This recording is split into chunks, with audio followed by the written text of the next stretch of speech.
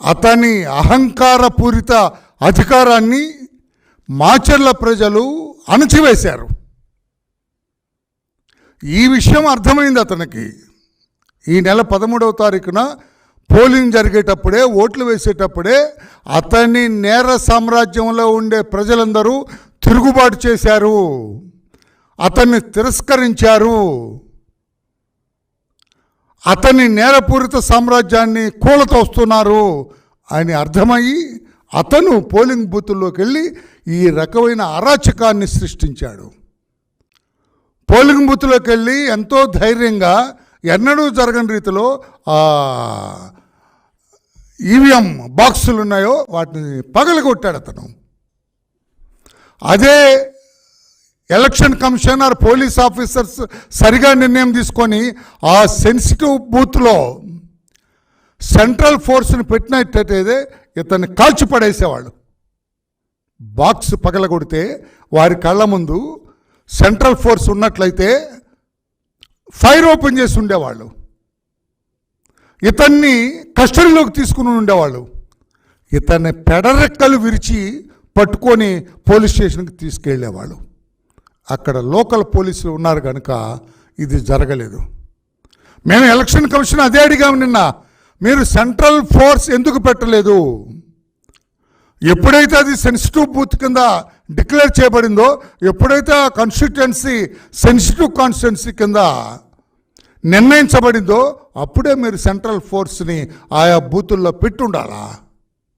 పెట్టలేదంటే అది ఎన్నికల కమిషన్ నిర్లక్ష్యమా? ఆ లోకల్గా పోలీస్ ఆఫీసర్ ఎవరైతే ఇన్ఛార్జ్ ఉన్నారో ఆ నియోజకవర్గానికి అతని నిర్లక్ష్యమా, లేకుంటే అతని ప్రోద్బలమా? ఎక్కడెక్కడ పెట్టారు ఈ రోజున ఈ సెంట్రల్ ఫోర్సెస్ని? ఎన్ని బూతుల దగ్గర వాళ్ళని పెట్టారు? ఎలా వాడుకున్నారో అది కూడా ఈ రోజున సాయంత్రం మేము అడగబోతున్నాం. నేను ఇక్కడ ఏం చెప్పాలనుకుంటున్నా అంటే, సజ్జల రామకృష్ణారెడ్డి అతనేదో చాలా పవిత్రుడు, ఏ నేరం చేయని అమాయకుడు, జగన్మోహన్ రెడ్డి గారికి అత్యంత ఆప్తుడు, జగన్మోహన్ రెడ్డి గారికి ఇష్టమైన వాడు, అతను అలా బాక్సులు బద్దలు కొట్టేవాడు కాదు అని సజ్జల రామకృష్ణారెడ్డి గారు మాట్లాడుతున్నారు. అయ్యా సజ్జల రామకృష్ణారెడ్డి గారు, ఇంకా ఎందుకు బుకాయిస్తారు? ఇంకా ఎందుకు మీకు మేకపోతు గాంభీర్యం? మాచర్లలో ఏదైతే నిశ్శబ్ద విప్లవం జరిగిందో, మాచర్లలో ఏదైతే రాష్ట్ర ప్రజలందరూ కూడా ఒక విప్లవాన్ని, నియోజకవర్గ ప్రజలందరూ కూడా ఒక విప్లవం తీసుకొచ్చారు నిశ్శబ్దంగా. అదే విప్లవం ఆ పిన్నెల్లి రామకృష్ణారెడ్డి అవినీతి సౌధాన్ని కూలదోసింది. అదే రీతిగా 174 నియోజకవర్గాల్లో, అంటే మాచర్ల విడిస్తే 104 అసెంబ్లీ నియోజకవర్గాల్లో కూడా ఈ నిశ్శబ్ద విప్లవం వచ్చింది. జగన్మోహన్ రెడ్డి గారి అహంకారపూరిత అధికారాన్ని, నేరపూరిత సామ్రాజ్యాన్ని, అరాచకపూరిత అధికారాన్ని కూలదోశారు నిశ్శబ్ద విప్లవంతో. ఆ నిశ్శబ్ద విప్లవాన్ని మీరు గ్రహించలేకపోయారు. జగన్మోహన్ రెడ్డి గారి రాక్షస పరిపాలన 5 సంవత్సరాలు భరించిన రాష్ట్ర ప్రజలు నిశ్శబ్ద విప్లవాన్ని తీసుకొచ్చారు. మాకొద్దు ఈ పరిపాలన, మాకొద్దు ఈ అరాచక పాలన, మాకొద్దు ఈ నేరపూరితమైన సామ్రాజ్యం అని కూలతోశారు. ఆ విషయం తెలుసు సజ్జల రామకృష్ణారెడ్డి గారు మీకు, మీ నాయకుడు జగన్మోహన్ రెడ్డి గారికి. ఇంకా ఎందుకు బుకాయిస్తున్నారు? మీకు ఏజెంట్లుగా కూర్చోటానికి కూడా ఇప్పుడు జనం దొరకట్లేదు. నిజం చెప్పండి సజ్జల గారు, పత్రికేయ సోదరులారా. ఇప్పుడు జగన్మోహన్ రెడ్డి గారి పార్టీ పరిస్థితి ఏమిటంటే, రాష్ట్రంలో రేపు కౌంటింగ్ జరగబోతుంది 4వ తారీఖున. 4వ తారీఖున జరగబోయే కౌంటింగ్కి ఏజెంట్లు కూడా దొరకట్లేదు వీళ్ళకి. It is very sorry. ఈ ఎఫ్ఐఆర్ ఇది చాలా బాధతో కూడుకున్న ఎఫ్ఐఆర్ ఇది. ఏజెంట్లు కూడా ఇంకెందుకు సార్ మనకన్నా అంటున్నారు. ఎందుకంటే మాచర్లలో 202 బూత్లో ఎక్కడైతే గౌరవ ఏంటంటే సభ్యతా సంస్కారాలతో కూడుకున్న మంచివాడుగా జగన్మోహన్ రెడ్డి గారు సర్టిఫికెట్ ఇచ్చిన పిన్నెల్లి రామకృష్ణారెడ్డి గారు బాక్స్ బద్దలు కొట్టారో అందులో నుంచి అక్కడ కనెక్టెడ్ వివిప్యాట్ స్లిప్స్ బయటపడ్డాయి. ఆ వీడియోలో చూసారో లేదో, నేను అక్కడ చూపిద్దాం అనుకున్నాను. Get it now. అక్కడ పడిపోయినాయి. అవి చూస్తే 26 పడిపోయినాయి, 28 అనుకుంటున్నాను. ఆ 28 వివిప్యాట్ స్లిప్స్ పడిపోతే అందులో 6 వైసీపీ, 22 టీడీపీ. 22 టీడీపీ స్లిప్స్ అంటే ఓట్లు బయటపడ్డాయి. ఇక్కడ 6 అంటే ఈ రేషియోలో అర్థమైపోయింది. అందుకే అతను బాక్స్ బద్దలు కొట్టాడు.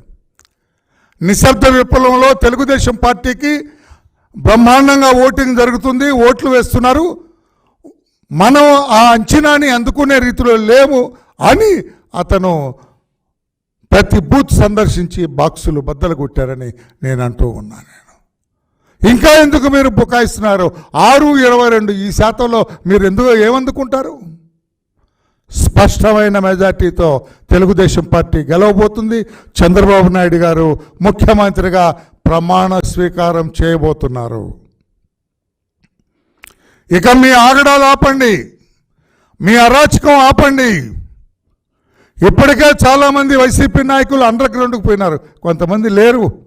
ఎవరైతే నేరపూరిత సామ్రాజ్యాన్ని నిర్మించుకోవాలనుకుంటున్నారో పిన్నెల్లిలాగా వాళ్ళందరూ కూడా పలాయన మంత్రం చిత్తగించారు, పారిపోయారు, పోలీసులకి అందుబాటులో లేరు.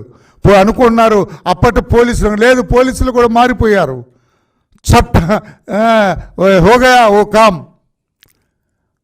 మీకు సహకరించే పోలీసులు ఈ రోజున చట్టబద్ధంగా నడుస్తూ ఉన్న సంగతి గ్రహించండి.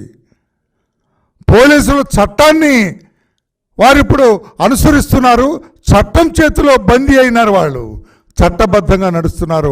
గతంలోలాగా వైసీపీకి జై కొట్టే స్థితిలో రాష్ట్ర పోలీసులు లేరు అని చెప్పి కూడా నేను తెలియజేస్తున్నా. ఈ సజ్జల రామకృష్ణ అంటే ఐ డోంట్ నో ఏమిటి అతని, నేను ఎవాల్యుయేట్ చేస్తున్నా అతని ఇంటెలిజెన్స్, అతని తెలివితేటలు ఏదని. తెలుగుదేశం పార్టీ బాక్సులు బద్దలు కొడితే లేకుంటే రిగ్గింగ్ చేస్తే రీపోలింగ్ అడగాలి కదా, అడగలేదుగా రీపోలింగ్ అని పచ్చి అబద్ధాలు మాట్లాడుతున్నాడు సజ్జల రామకృష్ణ అంటే ఒక అవగాహన రాహిత్యుడు. పత్రికా సోదరుల సజ్జల రామకృష్ణారెడ్డి అనే ఒక అవగాహన రాహిత్యుడు. This is the letter I have submitted to CEO, chief electoral officer Meena గారికి ఇచ్చిన లెటర్. ఎప్పుడు? 13వ తారీఖున సాయంత్రం. 13 అంటే పోలింగ్ రోజున. ఏమని ఇచ్చాము? ఈ పోలింగ్ బూత్లో we therefore request the ECI to kindly order a fresh poll repolling in the said booths and deploy sufficient police forces for free and fair election.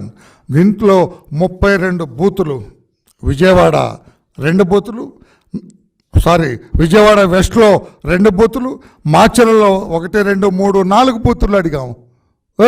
Sajjala Ramakrishna Reddy గారు మాచర్లలో 4 బూతులు అడిగాం. సత్తెనపల్లిలో 1, 2, 3, 4, 5, 6.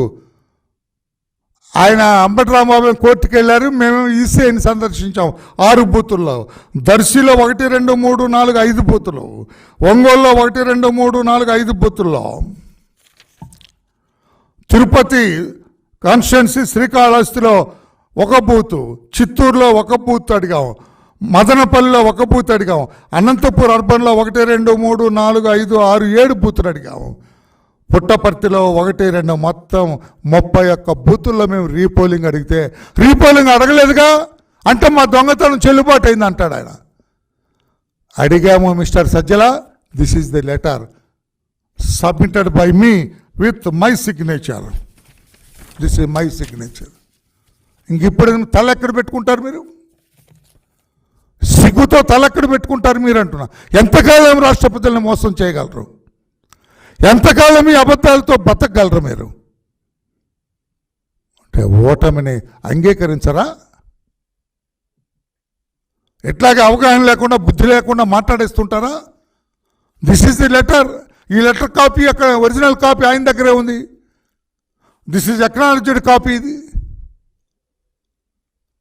అందుకే జగన్మోహన్ రెడ్డి గారి కేల్ కథం, దుకాన్ బంద్. అందుకే తెలుసు ఆయన లండన్లో ఉన్న లండన్లో ఏదో పెద్ద ప్యాలెస్ కొన్నాడని విన్నా నేను. అది కూడా ఎంక్వైరీ చేయమన్నా. అంటే జగన్మోహన్ రెడ్డి గారి మకాం లండన్కు మారనుందా? We came to know, it is reliably learned that he has purchased a big palace at London. లండన్లో పెద్ద భవనం కొన్నారు జగన్మోహన్ రెడ్డి గారు అని తెలిసింది. ఆయనే చెప్పాలి పాపం. నేను ఆ భవనాన్ని చూడలేదు, ఆ ఫోటో కూడా ఇంకా నాకు రాలేదు. కానీ కొన్నారని మాత్రం సమాచారం వచ్చింది. ఇది నిజమా కాదా? ఎందుకు కొన్నారు? మన దేశం రాష్ట్రంలో ఇన్ని భవనాలు ఆయనకుంటే why has selected a palace at London? అంటే ఇక్కడ ఓడిపోయిన తర్వాత ఈ పిట్ట ఎగిరి లండన్ ప్యాలెస్కి వెళ్తుందా? లండన్లో ఉంటుందా? లేకపోతే తాడేపల్లిలో ఉండి ప్రతిపక్షంగా వ్యవహరిస్తుందా? I don't think that he will be here. ఆయన ఇక్కడ ఉంటాడని నేను అనుకోవట్లా. ఓడిపోయిన మరుక్షణం ఈ పిట్ట ఎగిరిపోతుంది, లండన్ ప్యాలెస్లో వాలుతుందని నేను అనుకుంటున్నా. చెప్పగలరా సజ్జల రామకృష్ణారెడ్డి గారు? ఓడిపోయిన తర్వాత ఆయన ఇక్కడే తాడేపల్లిలోనే ఉంటాడు, ఈ రాష్ట్ర ప్రజలకి ప్రతిపక్ష నేతగా ఆయన సేవలు అందిస్తాడు అని చెప్పగలరా మిస్టర్ సజ్జల రామకృష్ణారెడ్డి గారు? నేను అంటున్నా, ఆయన అక్కడే ఉంటాడు లండన్లో. ఎవరన్నా వైసీపీ నాయకులు ఏదైనా పని ఉంటే లండన్ వెళ్లాల్సిందే కాదు, ఆయన ఇక్కడికి రాడు అని చెప్పి కూడా వైసీపీ నాయకులకు తెలియజేస్తారు. చెప్పమనండి వాళ్ళనే. సజ్జల రామకృష్ణ ప్రెస్ మీట్, రామయ్య గారు ఏం మాట్లాడుతున్నారు? నన్ను లండన్లో సరదాగా ఉండటానికి ఎప్పుడో సంవత్సరానికి 1-2 రోజులు అక్కడ ఉంటాడు, అందుకే కొన్నాడు ఆ ప్యాలెస్. ఆయన ఇక్కడే తాడేపల్లి నుండి మీ చంద్రబాబు గారు ముఖ్యమంత్రిగా ఉంటే ఈయన ప్రతిపక్ష నాయకుడిగా ఉంటాడు, రాష్ట్ర ప్రజలకి సేవలు అందిస్తాడు అని చెప్పగలరా గుండెమే చేసుకొని? అందుకని రాష్ట్ర ప్రజలారా, ఇదంతా కూడా మీ అందరికి మరొక్కసారి నేను కృతజ్ఞతలు తెలియజేస్తున్నా. నిశ్శబ్ద విప్లవం. ఈ నిశ్శబ్ద విప్లవం రాష్ట్ర వ్యాప్తంగా జగన్మోహన్ రెడ్డి గారు నిర్మించుకున్న ఈ నేల సామ్రాజ్యాన్ని కూలదోసింది. ఈ నేల సామ్రాజ్యాన్ని భస్మీపట్నం చేసింది. ఈ నేల సామ్రాజ్యాన్ని అణచివేసింది ఈ జగన్మోహన్ రెడ్డి గారి వికృత పరిపాలనకు స్వస్తి పలికిందని చెప్పి కూడా నేను తెలియజేస్తున్నాను. ఎంతటి ఘోరాలు, ఎంతటి నేరాలు. ఏ వర్గం సంతోషంగా ఉన్నారు మీ పరిపాలనలో? Tell me one. ఎంత అరాచకం! ఇప్పుడు కూడా అరాచకం చేస్తారు కొంతమంది అధికారులు. ఇంకా వాళ్ళ బుర్రలో నుంచి ఈ చెడు పోలేదు, మంచి రాలేదు అధికారులు కూడా కొంతమంది. I don't name them. ఇంకా అధికారులు జగన్మోహన్ రెడ్డి గారి సేవలో తరించాలి అని తపన పడుతున్నారు. అధికారులారా, బయటకు రండి, మీ అధికారం చట్టబద్ధంగా చెలాయించండి అని చెప్పి కూడా నేను తెలియజేస్తున్నా. ఇంకా తప్పు చేసి ఆ పాపపు కోపంలో కూరుకుపోకండి. ఆ నేరపూరిత పరిపాలనకు మీరు అండగా నిలవకండి అని తెలియచేస్తూ, ఎందుకంటే ఎవరైనా తప్పు చేసిన వాళ్ళు ఎంతటి పెద్దటి వారైనా, ఎంత స్థాయిలో ఉన్నవారైనా తప్పించుకోలేరని మా అధినేత నా ద్వారా మీ అందరికి చెప్పమన్నారు. తెలిసి తప్పు చేసిన అధికారులు ఎవరిని వదిలేది లేదు అని కూడా మా అధినేత నా ద్వారా చెప్పమన్నారు. కనుక దయచేసి మీరందరూ కూడా చట్టబద్ధంగా వ్యవహరించండి. మీకు ఒక చట్టం ఉంది, ఒక పరిపాలనా వ్యవస్థ ఉంది, దాని ప్రకారమే వ్యవహరించండి. తప్పితే మీరు అన్యాయపదంగా మీరు వ్యవహరించొద్దని చెప్పి కూడా పెద్దలందరికీ విజ్ఞప్తి చేస్తున్నా. ఈ నిశ్శబ్ద విప్లవం జగన్మోహన్ రెడ్డి గారి అవినీతి సామ్రాజ్యాన్ని కూలతోసింది. అది 4వ తారీఖున స్పష్టంగా అధికారికంగా మనకు తెలుస్తుంది. సజ్జల రామకృష్ణారెడ్డి గారు అబద్ధాలు చెప్పటం మానేయాలి. అంబటి రాంబాబు కావచ్చు, మిగతా నాయకులందరూ కావచ్చు, అందరూ కూడా ఆ పిచ్చి వాగుడు మానాలని చెప్పి కూడా తెలియజేస్తుంది. ఎక్కడైనా మాట్లాడుతున్నారా వైసీపీ నాయకులు? ఎవరైనా? రోజా గారు మాట్లాడుతున్నారు, రోజు మాట్లాడలేదుగా, ఆమెకు తెలిసిపోయింది. కాకాని గోవర్ధన్ రెడ్డి గారు మాట్లాడుతున్నారా? మాట్లాడలా, ఆయనకు తెలిసిపోయింది. జోగి రమేష్ గారు పెద్ద ఆయనకు మాట్లాడేవాడు, మాట్లాడుతున్నారా? ఆయనకు తెలిసిపోయింది. బాగా తెలియదు అమ్మటి రాంబాబుకి ఒకటికే, ఇంకా తెలియదు ఆయనకి. ఆ గుండె ఎప్పుడో దిగింది ఆయనకి, కానీ ఇంకా తెలియలే గుండు దిగినట్టు. సెంటర్లో గుచ్చుకుంది ఆ గుండు. కన్నా లక్ష్మీనారాయణ గారు వేసిన గుండు సెంటర్లో దిగింది ఆయనకి, దిగినట్లు ఆయనకే తెలియట్లేదు. అందుకే ఎక్కువగా మాట్లాడుతున్నాడు. తెలుగుదేశం పార్టీ, జనసేన, బీజేపీ సహకారంతో బ్రహ్మాండమైన మెజార్టీతో అధికారంలోకి వస్తుంది. చంద్రబాబు నాయుడు గారు త్వరలోనే, నాకైతే ఎక్కడ మనం రాజధాని కడతామని చెప్పి శంకుస్థాపన జరిగిందో, ఉద్దండరాయునిపాలెంలో జరిగిందో, ఎక్కడైతే ప్రధానమంత్రి వచ్చి ఆ మట్టి యమునా నీరు మనకు అందించారో అక్కడే ముఖ్యమంత్రిగా చంద్రబాబు నాయుడు గారు ప్రమాణ స్వీకారం చేయాలని నా మనసారా అనుకుంటున్నా. ఈ విషయాన్ని ఆయన మా అధినేత దృష్టిలో పెడతా, దయతో అంగీకరించమని కూడా కోరుతా. ఎక్కడవుద్దు ఎక్కడొద్దు అక్కడే పెట్టాలా, అమరావతిలోనే పెట్టాలా. ఆ ఎవరు మోడీజీ ఎక్కడొచ్చి ఆయన శంకుస్థాపన చేశారో అక్కడే ఆయన పెట్టేసి, ఇదిగో అమరావతి ప్రభ వెలుగుతుంది ఈ రోజు నుంచి, అమరావతి ప్రభావం ఈ రోజు నుంచి ప్రారంభమైంది, ఈ అమరావతి ప్రభావాన్ని, వైభవాన్ని ఎవరు అడ్డుకోలేరని ముఖ్యమంత్రిగా చంద్రబాబు గారి నోట ఇవన్నీ పలకాలని చెప్పి కూడా కోరుకుంటున్నాను. Thank you everybody.